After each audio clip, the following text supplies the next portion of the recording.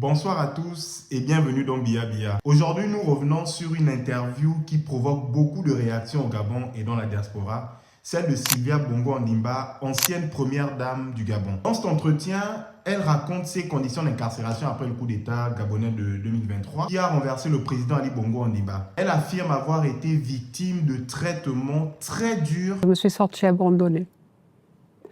Vous voyez votre fils se faire torturer et moi, parce qu'on m'a tapé, hein, on m'a étranglé. J'ai vu d'autres gens se faire torturer. C'était des moments terribles de se faire spolier. J'ai fait un SOS. J'ai fait un SOS et j'ai fait comprendre que la seule chose que nous voulions pas autre chose que la loi, rien que la loi. Et accuse le nouveau pouvoir d'avoir organisé un procès politique. Mais les autorités de la transition dirigées par Brice Clotaire Oligui Nguema rejettent totalement ces accusations et parlent d'une procédure judiciaire liée à la corruption. Alors que s'est-il réellement passé et pourquoi cette interview provoque-t-elle autant de débats? Pour comprendre cette affaire, il faut revenir sur l'histoire politique du Gabon et sur l'influence de la famille Bongo. Pendant plus de 40 ans, le pays a été dirigé par Omar Bongo avant que son fils Ali Bongo Ondimba ne prenne le pouvoir en 2009. Cette continuité familiale a longtemps structuré la vie politique gabonaise et façonné l'équilibre du pouvoir au sommet de l'État. Mais la situation commence à changer en 2018 lorsque le président Ali Bongo Ondimba est victime d'un AVC qui affaiblit considérablement son état de santé et réduit sa présence sur la scène politique. À partir de ce moment-là, plusieurs observateurs affirment que le pouvoir réel commence progressivement à se déplacer vers son entourage le plus proche.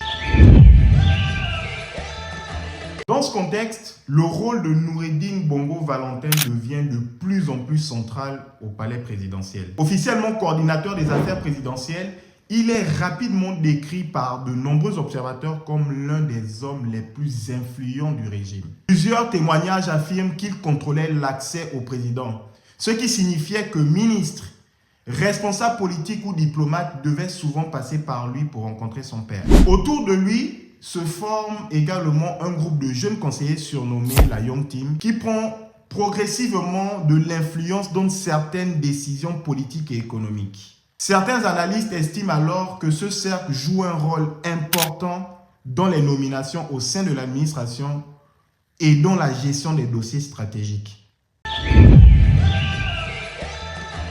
À mesure que l'état de santé d'Ali Bongo suscite des interrogations, une autre question commence à circuler dans les milieux politiques, celle d'une possible succession dynastique. Après le long règne d'Omar Bongo, puis la présidence d'Ali Bongo Ondimba, certains observateurs imaginent que la famille pourrait préparer l'arrivée d'une troisième génération au sommet de l'État avec Noureddine Bongo. Cette hypothèse inquiète une partie de l'élite politique et militaire qui craint une concentration encore plus forte du pouvoir autour de la même famille. Dans ce climat de tension et de critiques croissantes, le système politique gabonais devient de plus en plus fragile.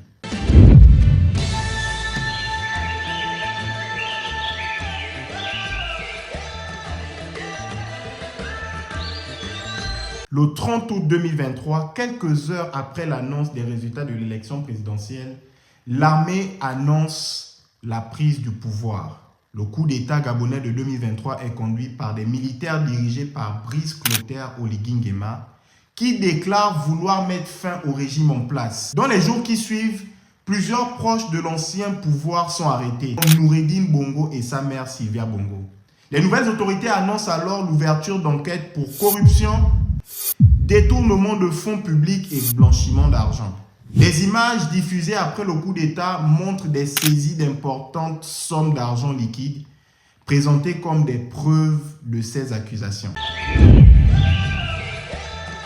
Dans son interview, Sylvia Bongo Ondimba décrit une détention qu'elle qualifie de violente et arbitraire. Elle affirme avoir été maintenue pendant plusieurs mois à l'isolement et avoir subi des interrogatoires qu'elle juge extrêmement agressif sur le plan psychologique. Elle accuse également les autorités d'avoir torturé son fils Noureddine Bongo Valentin devant elle, évoquant des coups, des humiliations et des menaces destinées à les faire craquer. Elle affirme aussi avoir été privée de soins médicaux et de contacts réguliers avec ses proches. Dans cet entretien, elle rejette totalement les accusations de corruption et soutient que les poursuites engagées contre elle sont politiques et qu'elles ne reposent pas sur une justice indépendante. Les autorités de la transition rejettent fermement ces accusations de torture et de mauvais traitement. Elles affirment que les détenus ont été traités conformément à la loi et que ces accusations relèvent plutôt d'une stratégie victimaire, destinée à retourner l'opinion publique internationale et à présenter l'ancienne famille au pouvoir comme des victimes. Pour les nouvelles autorités, l'objectif des poursuites est de juger un système de corruption qui aurait détourné pendant des années les ressources du pays. La justice gabonaise a d'ailleurs condamné Sylvia Bongo et son fils à 20 ans de prison pour détournement de fonds et corruption, même s'ils ont quitté le Gabon pour des raisons médicales avant le procès.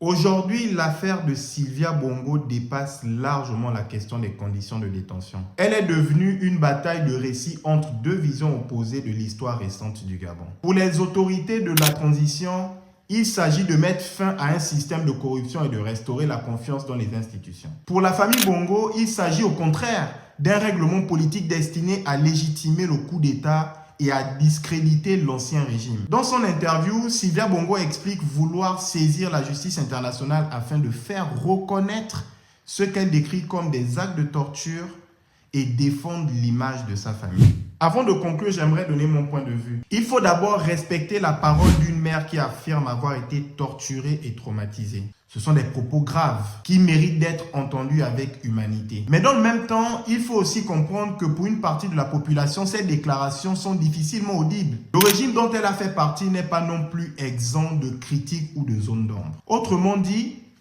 la souffrance qu'elle exprime peut être réelle, mais elle s'inscrit dans un contexte politique où le pouvoir qu'elle représentait n'était pas, lui non plus, irréprochable. Il est toujours difficile d'adopter une position totalement neutre dans ce type de contexte. Surtout lorsque l'on se souvient des épisodes de répression post-électorale, notamment en 2009, puis en 2016. Ces événements ont profondément marqué l'opinion, car ils ont été perçus par une partie de la population comme des actions dirigées à la fois contre les citoyens et contre les forces de l'opposition. Beaucoup gardent également en mémoire ce qui s'est produit au quartier général de Jean-Ping après l'élection de 2016, un épisode qui, pour certains, reste associé à un sentiment d'impunité.